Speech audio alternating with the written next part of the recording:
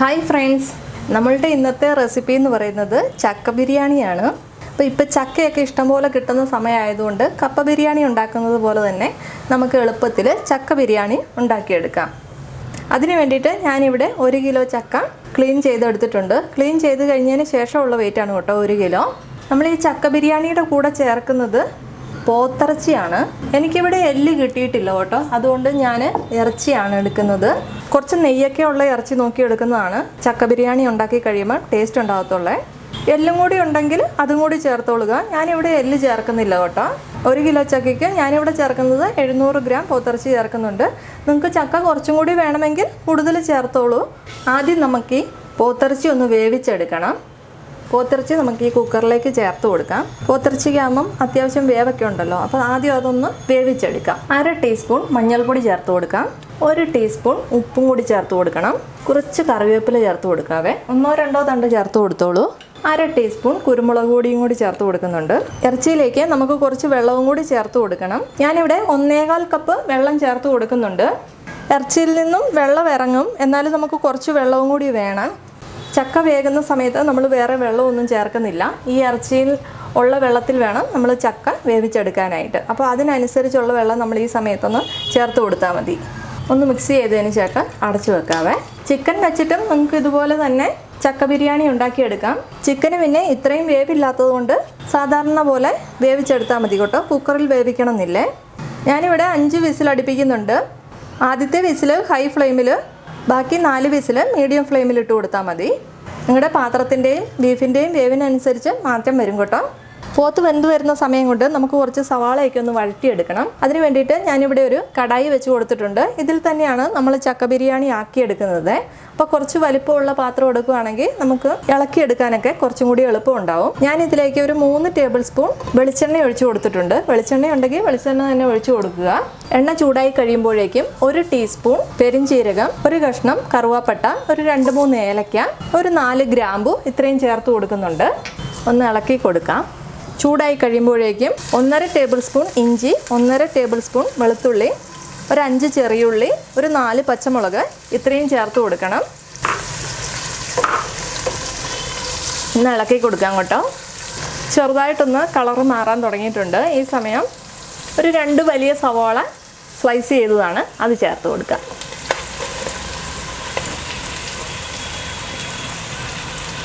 ഒരു ടീസ്പൂൺ ഉപ്പും കൂടി ചേർത്ത് കൊടുക്കുന്നുണ്ട്. ഇളക്കി കൊടുക്കാവേ.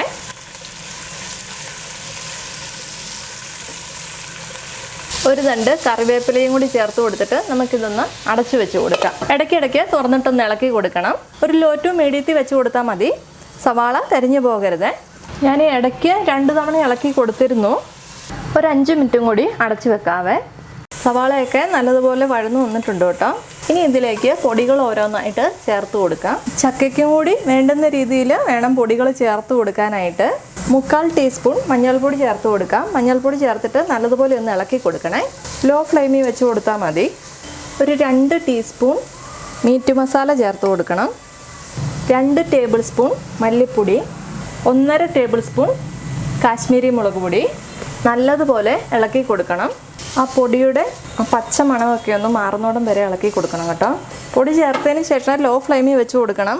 ഇതിലേക്ക് നമ്മൾ വേവിച്ച് വെച്ചിരിക്കുന്ന ഇറച്ചി ചേർത്ത് കൊടുക്കാം. ആ വെള്ളവും കൂടി ചേർത്ത് കൊടുക്കണം. നല്ലതുപോലെ ഇളക്കി കൊടുക്കണം. ഇനി ഹൈ ഫ്ലെയിമിൽ വെച്ച് കൊടുക്കാം. നല്ലതുപോലെ ഇളക്കി കൊടുത്തിട്ട് ഉപ്പൊക്കെ നോക്കണം. ഉപ്പ് കുറവാണെങ്കിൽ ചേർത്ത് കൊടുക്കണേ. ഒന്ന് അടച്ചു വെച്ച് കൊടുക്കാം. നന്നായിട്ട് തിളച്ചിട്ടുണ്ട്. ഈ സമയത്ത് ഉപ്പ് നോക്കുക.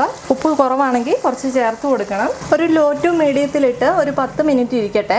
ആ മസാലയും ഇറച്ചിയൊക്കെ ആയിട്ട് നല്ലതുപോലെ ഒന്ന് തിളച്ചൊന്ന് യോജിച്ച് വരട്ടെ. 1/2 ടീസ്പൂൺ ഉപ്പും കൂടി ചേർത്ത് കൊടുക്കുന്നുണ്ട്. നമ്മുടെ ചക്കയ്ക്ക് ആവശ്യത്തിനുള്ള ഉപ്പും കൂടി വേണം. അപ്പോൾ അതനുസരിച്ച് വേണം ചേർത്ത് കൊടുക്കാനായിട്ട്. ഈ ഒരു പാകത്തിൽ ഇറച്ചിയിൽ വെള്ളം ഉണ്ടാവണം കേട്ടോ. ഇനി നമുക്കിതിലേക്ക് ചക്ക ചേർത്ത് കൊടുക്കാം. ചക്ക വേകുന്നതിന് ആവശ്യമായിട്ടുള്ള വെള്ളം ഇറച്ചിയിൽ വേണം. ഒന്ന് ഇളക്കി കൊടുക്കാവേ. ഇറച്ചിയിൽ വെള്ളം കുറവാണെങ്കിൽ ചൂടുവെള്ളം ചേർത്ത് കൊടുത്താൽ മതി. ലോ ഫ്ലെയിമിൽ വെച്ച് കൊടുത്താൽ മതി. ഇനി ചക്ക ആയതുകൊണ്ട് ഒരുപാട് വേവൊന്നുമില്ല. ഹൈ ഫ്ലെയിമിൽ വെച്ച് കൊടുക്കരുത്, ലോ ഫ്ലെയിമിൽ തന്നെ വെച്ച് കൊടുക്കണേ. ലോ ഫ്ലെയിമിൽ വെച്ച് അടച്ചു വെച്ച് കൊടുക്കാം. ചക്ക വേകുന്ന സമയം കൊണ്ട് നമുക്ക് കുറച്ച് തേങ്ങയൊന്ന് വറുത്തെടുക്കാം. തേങ്ങ വറുക്കുന്നതിന് വേണ്ടിയിട്ട് ഒരു പാൻ വെച്ച് കൊടുത്തിട്ടുണ്ട്. അതിലേക്ക് 1 ടേബിൾ സ്പൂൺ വെളിച്ചെണ്ണ ഒഴിച്ച് കൊടുക്കുന്നുണ്ട്. എണ്ണ ചൂടായി കഴിയുമ്പോഴേക്കും തേങ്ങ ചേർത്ത് കൊടുക്കാം. 1.25 കപ്പ് തേങ്ങ ചേർത്ത് കൊടുക്കാം. 2 തണ്ട് കറിവേപ്പിലയും കൂടി ചേർത്ത് കൊടുക്കാം. ഹൈ ഫ്ലെയിമിൽ വെച്ച് നല്ലതുപോലെ ഇളക്കി കൊടുക്കാം. തേങ്ങയുടെ കളർ മാറാൻ തുടങ്ങുമ്പോഴേക്കും നമുക്ക് ലോ ഫ്ലെയിമിലോട്ട് മാറ്റി കൊടുത്താൽ മതി. തേങ്ങയുടെ കളറൊക്കെ മാറി വരാൻ തുടങ്ങിയിട്ടുണ്ട്. ലോ ഫ്ലെയിമിലോട്ട് മാറ്റി കൊടുക്കണേ. ഈ സമയത്ത് തേങ്ങയുടെ അളവ് ഒരല്പം കൂടിയാലും കുഴപ്പമൊന്നുമില്ല, നല്ല ടേസ്റ്റ് ഉണ്ടാകും കേട്ടോ. ചക്ക ബിരിയാണി ഉണ്ടാക്കി കഴിയുമ്പോൾ തേങ്ങ വറുത്തത് നമുക്ക് ആ ചക്കയിലേക്ക് ചേർത്ത് കൊടുക്കാം. ചെറുതായിട്ട് ആവി കയറാൻ തുടങ്ങിയിട്ടുണ്ട്. വറുത്ത് വെച്ചിരിക്കുന്ന തേങ്ങയും കൂടി ചേർത്ത് കൊടുക്കാം. വേറെ തേങ്ങയൊന്നും ചക്ക ബിരിയാണിയിലേക്ക് ചേർക്കുന്നില്ല, അതുകൊണ്ട് തേങ്ങയുടെ അളവ് കുറച്ച് കൂടിയാലും കുഴപ്പമൊന്നുമില്ല കേട്ടോ. ചക്കയുടെ മുകളിലേക്കൊന്ന് നിരത്തിയിട്ട് കൊടുക്കാവേ.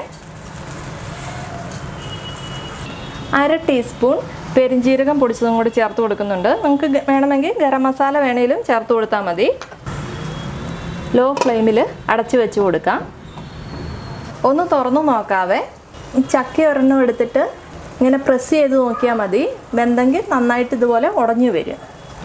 ചക്ക നന്നായിട്ട് വെന്തിട്ടുണ്ട് കേട്ടോ. ഇനി നമുക്ക് ഫ്ലെയിമൊക്കെ ഓഫ് ചെയ്ത് കൊടുക്കാം. നല്ലതുപോലെ ഇളക്കി കൊടുക്കണം. ആ ഇറച്ചിയിലെ വെള്ളം പാകത്തിനേ ഉണ്ടായിരുന്നുള്ളൂ. വെള്ളമൊക്കെ നല്ലതുപോലെ പറ്റിയിട്ടുണ്ട്. ഇനി നല്ലതുപോലെ കുഴച്ചിളക്കണേ. ഈ സമയത്ത് ഉപ്പ് നോക്കിക്കോളൂ കേട്ടോ. ഉപ്പ് കുറവാണെങ്കിൽ ചേർത്ത് കൊടുത്താൽ മതി. കപ്പ ബിരിയാണി പോലെ തന്നെ നമ്മുടെ ചക്ക ബിരിയാണി റെഡി ആയിട്ടുണ്ട്. വളരെ പെട്ടെന്ന് ഉണ്ടാക്കിയെടുക്കാൻ പറ്റും. ആ ചക്കയൊക്കെ ഒന്ന് ക്ലീൻ ചെയ്തെടുക്കുന്ന സമയം മാത്രം മതി കേട്ടോ. നല്ല ടേസ്റ്റി ആയിട്ടുള്ള നമ്മുടെ ചക്ക ബിരിയാണി റെഡി ആയിട്ടുണ്ട്. അപ്പോൾ എല്ലാവരും ചക്ക കിട്ടുന്ന സമയത്ത് ഇതുപോലെ ഒന്ന് ഉണ്ടാക്കി നോക്കുക. റെസിപ്പി ഇഷ്ടപ്പെട്ടാൽ ലൈക്ക് ചെയ്യാനും കമൻറ്റ് ചെയ്യാനും ഒന്നും മറക്കരുത്. ഇതുവരെ സബ്സ്ക്രൈബ് ചെയ്യാത്തവരുണ്ടെങ്കിൽ ഒന്ന് സബ്സ്ക്രൈബ് കൂടി ചെയ്തേക്കണേ. അപ്പോൾ മറ്റൊരു നല്ല റെസിപ്പിയുമായിട്ട് വീണ്ടും വരാം. താങ്ക്